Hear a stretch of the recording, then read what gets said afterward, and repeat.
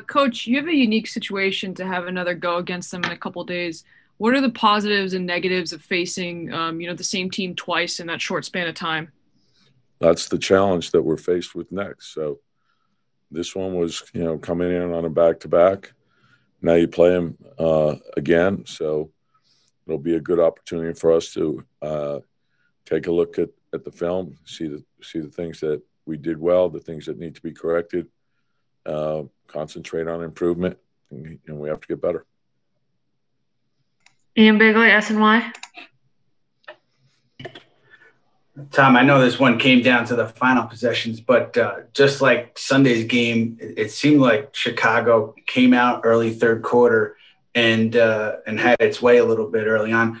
What did you make of that? And are you seeing something consistently from yesterday and today at the early second half? Yeah, and again, I want to take a look at the film, but I felt the first half we didn't play really well either. And we got behind, and then we fought, and then it was close. And then we came out, and we started the third quarter lethargically. And then when you play from behind, you're expending, a lot of energy to try to get out of that hole. And then you going down the stretch, I want to take a look at, what transpired. But I felt, you're playing a three-point shooting team. You have to make sure that you're closing hard. And then offensively, you want to make sure you're making the right reads. And I thought we got some good looks at the bucket and that they didn't go down for us. But we have to be able to count on our defense. And so, we'll take a look at it and try to make the corrections that are necessary to win. All right, obviously, you have some technical problems there with Tom Thibodeau's postgame comments. But echoing what we talked about, no margin for error because, as he mentioned, they're getting the looks, just not making what seem to be makeable shots. It makes it very difficult at times. Yeah, and you need to do that in this league. There's only so much you can do in order to stop another team. I mean, they did a decent job at the three-point line holding Chicago to 32% shooting from three. That's under their season average. They shoot a lot of threes, but the Knicks just couldn't get those shots to go. I love this scenario where they're going to play the Bulls again because I think this is the type of scenario Tom Thibodeau loves it. It's a playoff type scenario. You go back in the lab, you get hungry, make some adjustments, and you got to even this series with the Bulls. This is a team that you're competing with as far as positioning, jockeying for a spot, moving forward to possibly get into that playoff race. And that's just the game they're going to need early on in the season on Wednesday.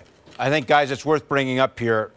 Mentioned that Emmanuel Quickley had 16. The differential in playing time between him and Payton tonight was the greatest it's been all year, Alan. Quickley played 30 minutes, and Payton tonight played only about 17.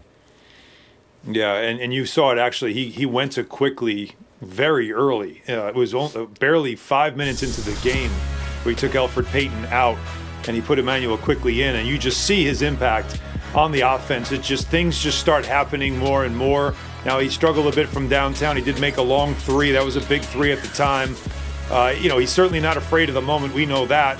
They start doubling him. He has to become more of a playmaker, get it out of his hands, but he just seems to figure out ways to find his shot. And I'll tell you what, the league is now watching. We talked about before in the pregame how Paul George was complimentary of him. Tyronn Lue was complimentary of him as well. How about tonight? Donovan Mitchell of the Utah Jazz watching this game tonight on League Pass, watching us here on MSG.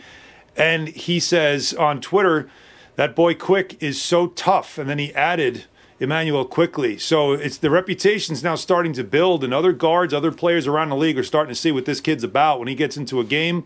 And once again, played a bulk of the minutes, if not, I think all of them, in the fourth quarter, and came very close leading his team to a win.